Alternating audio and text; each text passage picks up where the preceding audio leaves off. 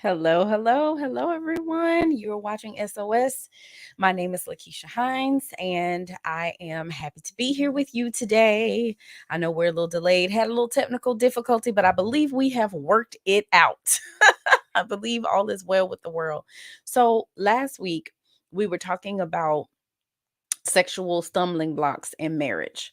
And we are going to continue that conversation today because I do believe that we often have these barriers that we have to get past, that we have to get through to truly begin to have the sex life that we all desire, right? That is going to be pleasurable for all parties involved. So the first thing I would like you to do though is let me know where you're streaming from. Thank you for watching. I appreciate you. And again, let me know where you're streaming from. Drop your questions, comments, and I will definitely answer your questions as long as time permits. You got to get them in early though, so we make sure we don't run out of time. All right, so let's go ahead and jump right on in. I want to again talk to you guys about stumbling blocks in marriage, and we all have them. This is not an uncommon thing. And so we're just going to work through some of those stumbling blocks and also give you guys an opportunity to get some strategies that you can use to help you overcome these stumbling blocks, these sexual stumbling blocks. All right. So the very first one is unhealthy comparisons. And I mean, is there such thing as a healthy comparison? I don't really know. I don't know. I really have to dig deep and think about that. But I think we all kind of, compare in some way. And like it may be okay if you're comparing yourself to someone else, like maybe those are hashtag goals for you. You're trying to work it out in the gym, and then you have a picture of someone who, you're like, oh my God, that's the physique. That's what I want. And so it's motivation for you to be better. Then I think that can be healthy. But when we are comparing our spouses to someone else, that's where we kind of run into some trouble. Okay, so full transparency. I literally thought at some point that I was going to be LL Cool J's wife. I don't know how, because he and Simone have been rocking since literally they were children, and they got married very young. And so I don't know how I thought I was going to make that happen, but I was just like, this is the path for me. This is what I desire and this is what I want. And so it's going to happen. It's gonna happen for me. So, would I compare past boyfriends to him? Yes, absolutely. Should I compare my husband to him? Absolutely not. Absolutely not. And I do not. And I do not. So it can be unhealthy when we compare our spouses to someone else, someone who we saw on TV, our favorite actor or actress, or, someone who we see on social media, getting into that mental of admiring that, but moving from admiration to comparison is when it gets unhealthy, where you're hoping and wishing that your spouse can look like that particular person. That's not going to happen, and we're setting ourselves up for failure. And so now we have these inappropriate desires, thoughts, whatever in our minds about this other person that's going to affect your level of attraction towards your spouse. So we have to be extremely careful with comparing our spouses to other people.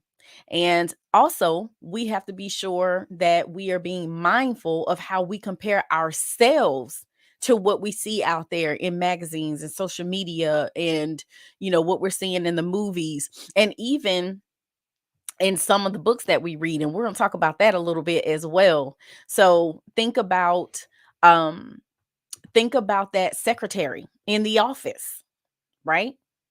Think about that. Are you comparing yourself or your spouse to that secretary? Are you comparing yourself to that secretary? Are you comparing yourself to the CEO of that company? And if we do, and we do it consistently and regularly over time, it can create discontentment within ourselves as well as within our spouses, because we become delusional, and it's like we are now looking at our spouses as less than perfect, or with ourselves as less than perfect. And you should look at yourself as not being perfect, but not to the point where it's like, I could be perfect if I look like this, because that's a false sense of reality. There is no such thing as perfection. And when we do become disillusioned with our spouses who are not perfect, or with ourselves who are not perfect, you best believe your sex life is going to be negatively affected. So you nor your spouse should fall prey to these unhealthy comparisons. You have to remind yourself of all the things that are wonderful about your spouse and about yourself. And at the end of the day, say a prayer of thanks to God for his wonderful creation. Because listen, it may not be where you want it to be. Your body may not be where you want it to be. Your spouse's body may not be where you would like it to be. But you know what? They're doing well. They're thriving. I know right now there are people who literally had one moment in time change the whole trajectory of their entire life. One car accident, one bad medical condition, one mix up at a hospital for a routine procedure literally can change someone's life, where they could end up paralyzed and have no activity of their limbs, not even make it out of surgery. So listen, every day that we wake up, it's a good day. Every day that we wake up in our right minds and we are able to get up and move and do, we need to be thankful. And we're so focused on all of this surface stuff that literally doesn't amount to, as my mother used to say, a hill of beans. It really doesn't. And it's not what's most important to God. It's not what's most important in your relationship. I'm not saying physical isn't important. It is, because we should be attracted to our spouses. At the end of the day, it's not what's most important. What's most important is what's underneath, and what's going on in that person's heart and in their mind and in their spirit. And then when you're connected in those realms, the physical is literally on point. It's on fleek, as the young folks used to say. They've transitioned into something else now. So be mindful of unhealthy comparisons. Hi, Adrian. Hello, Carrie. How are you? I'm loving this comment. Adrian's from Michigan. And Carrie, you didn't tell me where you're from, but she says she like Rick Ross. I'm not judging at all. Adrian says, do you compare past boyfriends to husband? It's a common divorce ideology that sometimes women get bored quickly, especially when there's multiple people to compare to. Absolutely not, Adrian. And I think I answered that question before I even saw it. But no, sir, I do not compare my husband to anyone. And when I was talking about comparisons, I was talking about when I was much younger, much younger, and comparing my boyfriends to LL Cool J, because that was my man in my mind back in the day. Okay. And I was like totally like in love, attracted, in lust. It wasn't love with him. And so, yes, I did compare past boyfriends to him, but never compare my husband to anyone else. Why? Because it's setting me and him up for disappointment. Like, it's creating these unrealistic expectations. He's never going to be anybody but who he is. And that's it, right? That's what it's all about. So, I'm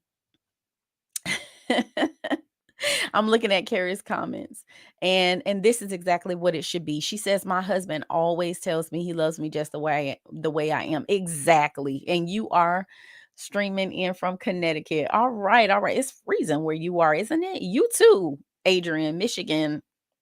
I'm so sorry. So sorry. But yes, it was Love's Carrie. And that's right. We can't be anybody else but who we are. Right. And we need to accept ourselves and appreciate ourselves exactly for who we are. All right. So let's move to the next one. And this is the one that always kind of ruffles feathers, you guys. But this is definitely a sexual stumbling block in marriage, when we allow pornography and internet chat rooms and all of these social media platforms. I think it's called Fans Page. Um, gosh, there was another one in my mind that just escaped just escaped my mind. But there are all these chat rooms out there and all these platforms that you can get into to really lust over what it is that you're seeing. And, men get a really bad rap for this because statistically it is the majority of men who are watching pornography and coupling it with masturbation, but men are not the only ones who are tempted to watch porn. There are many women who have admitted to compulsively accessing internet pornography. And, a lot of times it starts with curiosity.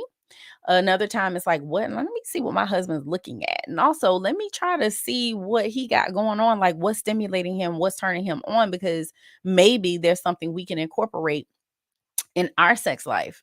But what happens when we look at porn, it actually pulls our minds away from God's plan for our sexual purity within our marriage. It pulls our minds away from our spouses because what we're doing is being stimulated by someone else. And ultimately, we need to be stimulated by our spouses. And so we have to be mindful of what we allow into our mind's eye, right? And be careful that, again, we are not desiring anybody else but our spouses. So we have to be comfortable, confident in knowing that our spouses don't have eyes for anyone else but us, right?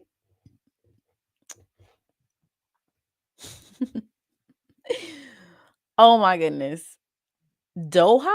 Where is Doha? Hi, Kit.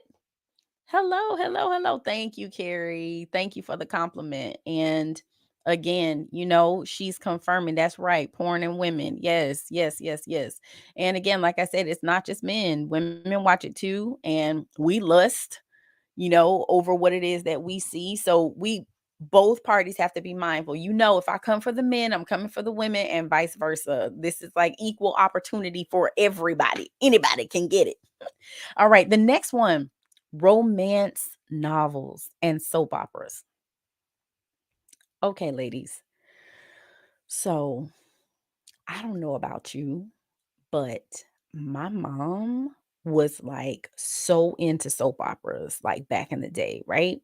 You did not disturb her when her show was on. Let me see, what do we call soaps? When her soaps were on, you did not talk to her. You didn't ask her no questions. You left her alone, okay? Because she was caught up in the moment. I don't know what was going on in her mind. She and I never talked about it. And she has gone on to glory. So I can't ask her now either. But when I tell you, you did not disturb that woman when she was watching her soaps, you will get verbally assassinated, okay? Messing with her while she watched her soaps.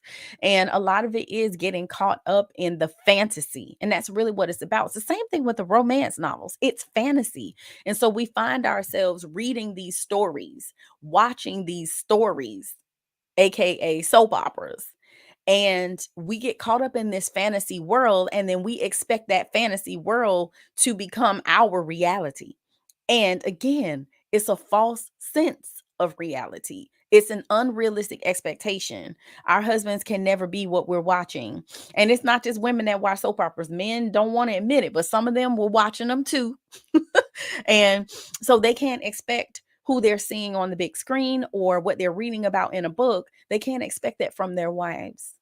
So again, it's all about protecting what goes into your mind and protecting what your eyes see, because it comes in through this portal, right? These portals, your eyes, and it has to be processed here. And you can't always dictate or control how it's being processed. There are some people who can look at that and say, okay, that's that. I know it's not real and it's not impacting me. But if you are constantly watching that all over, like all the time, over and over, eventually it will leave some residue. And you can't control when it comes out, how it comes out, how it affects you, how it affects your spouse, how it affects your relationship. There are some people who have been watching porn for so long that they can't even become aroused without it. So again, I caution against it because you never know the after effect and how it's going to impact, again, your spouse, and how it's going to impact you and your sex life ultimately with your partner. Adrian has a great question. How do you navigate pornography versus both partners not being interested in sex at the same time?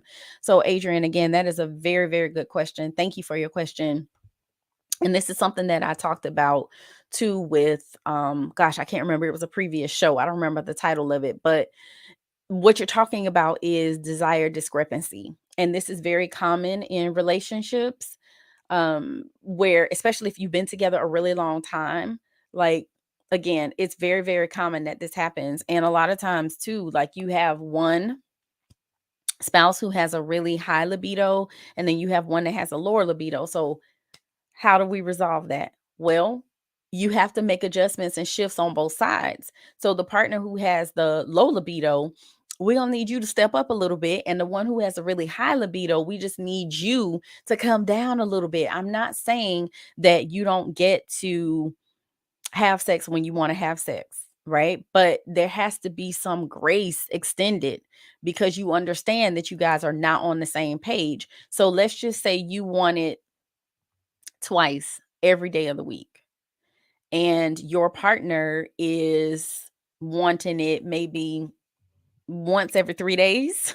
So what we want to try to do is balance that out a little bit, right? We want that partner with the low libido to increase the frequency, and then we want the one with the high libido to just be a little patient with them and really begin to explore if there's something at the root of why that desire discrepancy is there. Sometimes it's just because there's one person who's just not into sex in general as much as the other person is, and it's not as important to the one with the lower libido as it is to the one with the higher libido. Sometimes that's what it is, but sometimes it could be the one that is not, like, seemingly interested. They may not be interested because it's not interesting. So you guys got to have conversations about why you're off with that. And again, are you connected in all of those other realms? Do you have that mental, emotional, spiritual connection with your partner, which is the thing that ultimately impacts their desire physically for you? If I am disconnected from you mentally, I'm disconnected from you emotionally, I'm disconnected from you spiritually, you cannot expect me to just jump up and perform physically. It doesn't work like that. I can do it. Like, I'm physically capable of doing it, but it's going to feel like very robotic and mechanical. It's going to feel like I'm just doing it out of obligation. And if you're okay with that, okay. But that's not going to get you the ultimate pleasure that you are probably seeking and desire, nor will it give to that spouse. So it's important that you focus on communicating with one another, making sure that you understand, again, if there's any barriers to you guys being able to get more balanced as it pertains to the frequency of sex. That's what you need to do. You need to have a conversation. One other thing I will say too is with desire discrepancy, a lot of times, there's many things going on in our lives. Sometimes we're busy and we just need to schedule it. And I know that's not sexy. Like, nobody really wants to hear that, that they need to schedule sex, but sometimes that is the case because you have so much going on that you have to schedule it. And it should be a priority in relationship, just like everything else, just like the communication, just like the connection in the other realms. It should be priority. If we're putting all our focus and effort and energy into sex and we're not addressing other issues in the relationship, it's never going to be what you desire it to be because they're missing components and it's not all connected. And so it's going to continue to feel like something's missing, right? Because something is. Hopefully that answers your question, Mr. Adrian. If not, you let me know. You let me know. All right. So you guys do not go anywhere. We're going to take a quick break. And then when we come back, we will finish discussing these sexual stumbling blocks in marriage. You are watching SOS. Don't go anywhere. Be right back. Welcome to the Couples Academy app. The Couples Academy app is your go-to hub for how to do marriage right.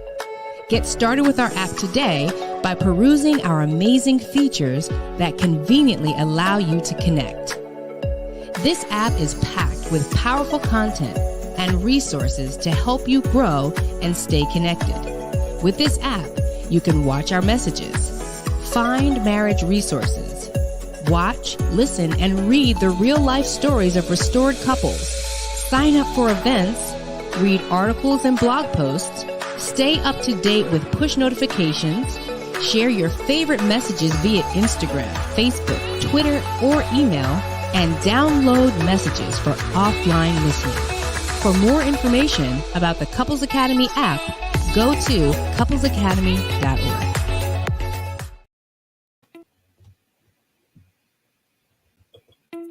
We're really excited about Foundation. It is a new group program where couples are gathering from all around the world twice a week, couples who just want to have a thriving, successful, amazing marriage. No really well-built house is built without a foundation. As a matter of fact, without a foundation, it can't stand. It would just crumble right into the ground. We are going to interview experts and other successful couples so that you can get a glimpse into the lives of other people who are doing what it is that you desire to do, who have and who are accomplishing what it is that you want to accomplish.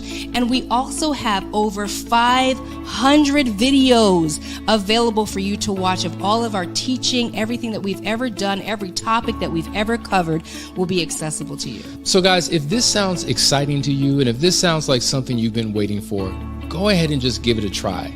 We're literally giving away a 15-day trial for $1. And then after that, it's simply $3 a day. And so, is your marriage worth it? Is your future worth it?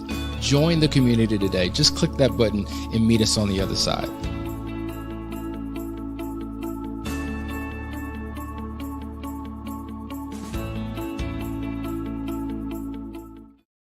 Welcome back, everyone. Welcome back. You are watching SOS. Again, my name is Lakeisha Hines, and we're talking about sexual stumbling blocks in marriage. And I tell you, there are so many barriers to us being able to enjoy the fullness of what sex can be. And so we're just talking about some of those barriers and allowing you guys to weigh in. And I see some of you have been. I love, is it Kagiso? I love your comment. You say true. We have to schedule sex, let it be. What is important should be treated as such, and the how part should be between two people. You're absolutely right. You're absolutely right. And I don't know why people have I do know. But there a lot of times it's such an aversion to scheduling sex, but the reality is this. Scheduling it should not take away from the enjoyment of it. It may take away from the spontaneity of it, but it should not take away from your level of pleasure. And honestly, if you do the scheduling thing right, you should allow enough time to really be able to take your time and not rush through it and truly begin to have encounters that are meaningful and memorable. And so scheduling it can be a good thing. It's all about shifting your mentality, right? If you think that, oh my gosh, we got to schedule it and that just takes away from the spontaneity of it. And I just, how exciting is that? Well, listen, it can be exciting. It's what you make it. It's what you put into it or the lack thereof. So you have control over what it looks, feels, and sounds like. And so just because you schedule it doesn't mean that it has to be bad, right? You dictate, both parties involved dictate whether or not it's pleasurable for you. So I love that comment. Thank you. Carrie says, sometimes my husband has to slow me down and be like, wait a minute, I need some attention. I have so many things going on. I understand. I understand. I'm glad that he's communicating that. That's amazing because sometimes couples don't talk. They don't communicate. And so I think it's really important that he is sharing and he is saying, hey, I need you to slow down. I need you to wait a minute because he needs some attention. And you both should be communicating when you need more attention. And we all got a lot going on. And that's why I said, it has to be prioritized in your relationship, just like everything else. And again, if you got to schedule it, you got to schedule it. And that's okay. What we're saying when we schedule sex is that it's important to me, it's important to you, so we're going to make it a priority. We're going to make it a part of our relationship consistently because that is the thing that creates connection. And vulnerability and confidence in our spouses as well as our relationship, and contributes to the overall health and success of the relationship, is consistency. Knowing that, okay, I know that it may not be, as often as I would like it to be, but at least I know right now it's consistent. And consistency in every sense of the word, consistency in every aspect of your relationship is critical to the success of your relationship and your ability to trust your partner. So, absolutely. I love that, Carrie. Thank you for sharing. Adrian says sex is the only thing that is scripturally unable to satisfy yourself or assistance from others. Hungry, make your own food. Stop by parents' house if your spouse doesn't want to cook. Ha ha. Wow, Adrian. Facts. Facts. I love that point. I mean, I absolutely love it. And it does take two for sure. Like, I don't know. There's so much out there about masturbation. Like, there's mixed reviews, right? And there's so much that, especially in the church, that, people have to say about it. Um, but when I speak to men clients, most of them don't really want to masturbate. They would rather be with their wife, right? They would rather be with her rather than masturbate. So I don't know, to each his or her own, but there's no connection like the one that you make with your spouse, especially like I said, when you guys are aligned in all of those realms. So I hear you. You went on to say, thank you for your response. Most men never saw anything wrong with pornography. When I was younger, the whole addiction being unhealthy is something most young men aren't really exposed to. And that's facts, Adrian. And so in comparing men and women, men's often their first encounter with sex is through porn, whereas it's different for women. The majority of women, how they learn about sex is when they're doing it, like when it actually happens to them. It's not usually talked about. It's not really that they're watching porn or whatever, is that they're having a sexual encounter. So it's very, very different. And so if you just take a minute and think about that, right, it creates this certain expectation in the man's mind about what sex should look like. And that is a false sense of reality because it's a fantasy. And we all know porn is not real, right? And that's not exactly what you're going to get with your spouse. So it's setting up these expectations that will not be met, most likely, with your spouse. And so then what happens? You end up disappointed because you're not getting what it is that you saw on TV. So that's why I'm saying that's why it gets real tricky and murky as it pertains to pornography. Lindsay says it makes sense to schedule. If we can schedule dates, conversation, plan the gifts given around budget, other love languages, sex shouldn't be any different. Spontaneous moments can be added. You got that right, Miss Lindsay. And hey, Lindsay girl, how you doing? But yes, absolutely. Like, we make everything else a priority. We make our children a priority. We make sure the house is a priority and work is a priority. We have to make our spouses priorities too. And part of making our spouses priority is sex and connecting in that way. Good morning, Vashawn. Good morning. Good morning. And Adrian confirmed my point. He said planning sex can be just as good if you plan new activities. That's what I'm talking about. Thank you, Adrian. That is my point. Exactly. We need to not only plan the encounters if we're having difficulty, but we also need to plan what we're going to do. Right? We want to try something different, try something new. And that can be the spontaneity of it. Now, of course, you need to confirm with your spouse that they're okay. If you're trying to bring something new into the bedroom, you want to make sure they're all right with it. So you guys need to talk about like your deal breakers, sexual deal breakers. But other than that, as long as it's on the table, they don't have to know necessarily that this is the thing that you're going to do. So I love it. I love it. I love it. All right, guys. So let's go to the next point that I wanted to make with you guys. The next stumbling block in marriage is emotional affairs. Emotional affairs, any type of affair, but we're specifically speaking about emotional affairs that definitely will cause you some issues, right? So many women actually protect their bodies from sexual sin, but they allow their hearts to stray far from home. Like, even if the relationship never becomes sexual, for a man to lose his wife's heart to another is a crushing blow. For a woman to lose her man's heart to another woman is a crushing blow. A lot of times when women are feeling lonely, they're feeling rejected, they will seek to medicate that pain with someone else. Sometimes it's with food, sometimes it's with alcohol, sometimes it's with shopping, many, many different things. Men, it may be someone else, it may be purchases, it may be spending time with their friends, it may be getting obsessed with sports, or but really all it is, they're distractions, right? It's us turning away from each other instead of turning in to each other. And we have to make sure that we don't allow all of the distractions out there in the world to turn us away from our spouses, because that's really what it is, and it's a trick of the enemy as well.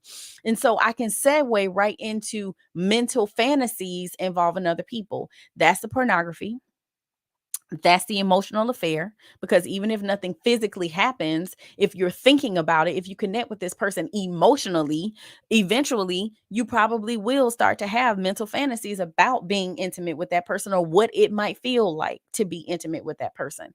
So again, just remember, you guys, everything is up here. Everything starts with the mind. We have to make sure that the mind is healthy, because if it is, the body will follow. And that means we'll make healthy choices, healthy decisions, and we will do what we know is right.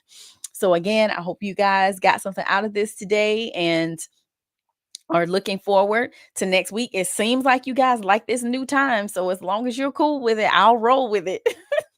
As long as you're cool, I'll roll. So anyway, I want to say, you guys, enjoy the rest of your day. Enjoy the rest of your week.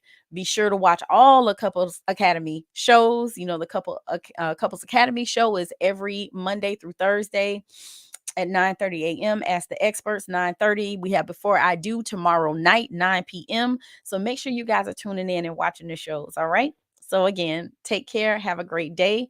And I'll check you guys out next week. Bye-bye.